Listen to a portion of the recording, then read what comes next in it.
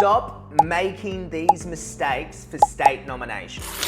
Hi, this is Nicholas Yock, a registered migration agent from Pathway to Oz. And today I'm going to run through some of the most common mistakes applicants make which kill their chances of being invited for state nomination. So state nomination is required for the state nominated 190 or the Skilled Regional 491. And these are basically general skilled migration visas in which one of the states, for example, Queensland, New South Wales, Victoria, etc., invites you for these requirements, okay? Now that most of the states have opened for this new financial year, this video is going to give you 3 actionable tips to give you the best chance of being invited. So firstly, ensure that you look at the individual state requirements, okay? Because each state has different requirements, they have different occupation lists, and it changes every single year. So ensure your occupation is actually on the state list. As I said, it changes quite regularly, so ensure you're eligible to be invited. If you are in Australia, ensure you meet the residency requirement for that state. So for example, in Tasmania, they want you to live and work there for 9 months. NT, it might be 12, Queensland, it might be 6, etc. This changes.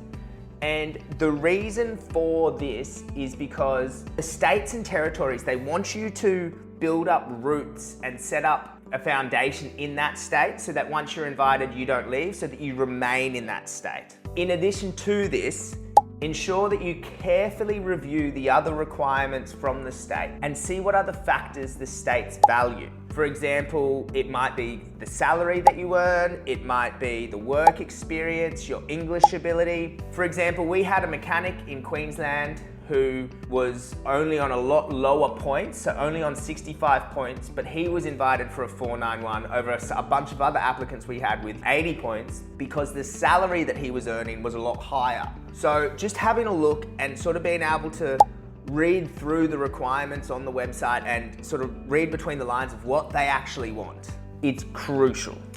So secondly, and I know I repeat myself about this, I say this I think every single day, if you are in Australia, ensure you are living and you are working in the state that you want to be invited by. The states, generally speaking, will only invite you if you're living and working in that state if you're in Australia, because once the visa is approved, there's no specific legislative requirement that you remain in that state. So if you're invited by WA for a 491, and once it's approved, technically there's very little the state can do if you decide to move to Queensland, Victoria, as long as you stay in that regional area. It's the same for the 190. So because of this, there is a tiny, potentially no chance of even being invited by one state if you're not living and working in that state. Even if there is an eligibility that you can apply, you won't be invited. Focus on meeting the residency and working requirements in the state that you're in.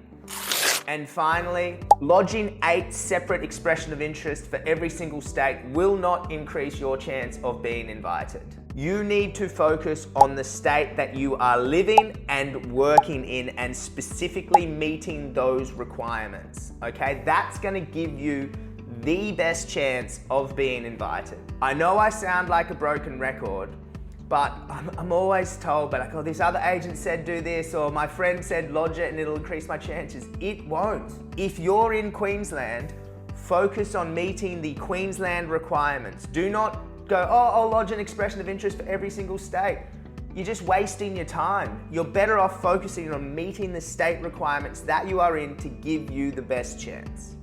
I hope you found that rant helpful. If you are looking to lodge an expression of interest, general skilled migration, feel free to contact Pathway to Oz.